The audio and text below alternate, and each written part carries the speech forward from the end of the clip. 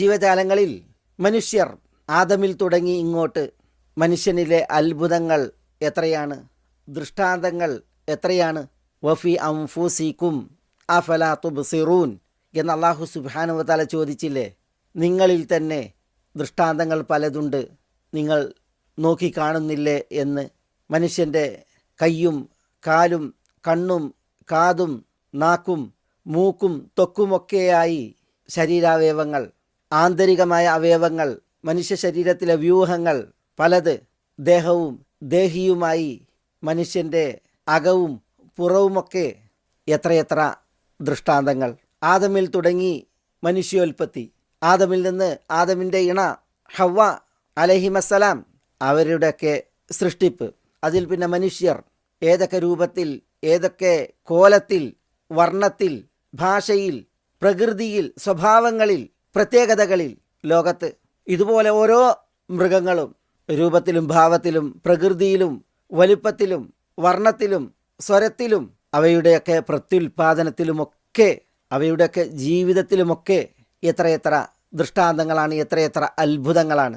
വിശുദ്ധ ഖുർആനിൽ നമ്മൾ പ്രാണികൾ പരാമർശിക്കപ്പെട്ടത് വായിക്കുന്നു. ചില സൂറകൾ പ്രാണികളുടെ പേരിലാണ്. അതിൽ നംല്, ഉറുമ്പ്, നഹ്ല്, തേനീച്ച സൂറകളുടെ പേരുകളാണ്. അൽ അൻആം, കാലികൾ എന്നൊരു സൂറയുടെ പേരാണ്. തേനീച്ചയിലെ അത്ഭുതങ്ങൾ, ഉറുമ്പിലെ അത്ഭുതങ്ങൾ വിശുദ്ധ ഖുർആൻ പ്രത്യേകം ചിന്തിക്കുവാൻ കൽപ്പിച്ച് മൃഗങ്ങളെ പരാമർശിച്ചു. അഫലാ യൻദുറൂന ഇലൽ ഇബിലി കൈഫ ഖുലിഖത്, അവർ ഒട്ടകത്തിലേക്ക് നോക്കുന്നില്ലേ അതെങ്ങനെ സൃഷ്ടിക്കപ്പെട്ടു എന്ന്. ഖാദി ശുറൈഹ്, അറിയപ്പെട്ട ജഡ്ജിയും വിധികർത്താവുമായിരുന്നു മഹാൻ അൽ ഖാദി ശുറൈഹ്. അദ്ദേഹം ഒരു ദിവസം ഒരു യാത്രക്ക് ഒരുങ്ങി പുറപ്പെടുകയാണ്. അദ്ദേഹത്തോട് ചോദിക്കുകയാണ്, അങ്ങ് എങ്ങോട്ടാണ്? അപ്പോൾ അദ്ദേഹം പറയുകയാണ്, നമുക്കൊന്നിച്ചു പോകാം ഒട്ടകങ്ങളെ കാണാൻ, ഒട്ടകങ്ങൾ എങ്ങനെയാണ് സൃഷ്ടിക്കപ്പെട്ടത് എന്നത് നോക്കി നിരീക്ഷിക്കാൻ എന്ന്.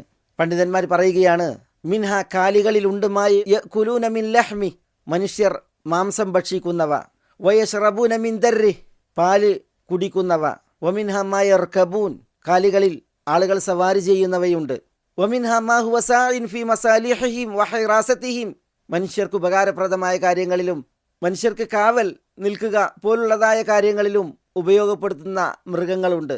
വമിൻഹ മാ യുഅ്തബറു ബിഹി, കാലികളിൽ ചിലത് മനുഷ്യർക്ക് ഗുണപാഠം ദർശിക്കുന്നതിന് വേണ്ടിയുള്ളവയാണ്.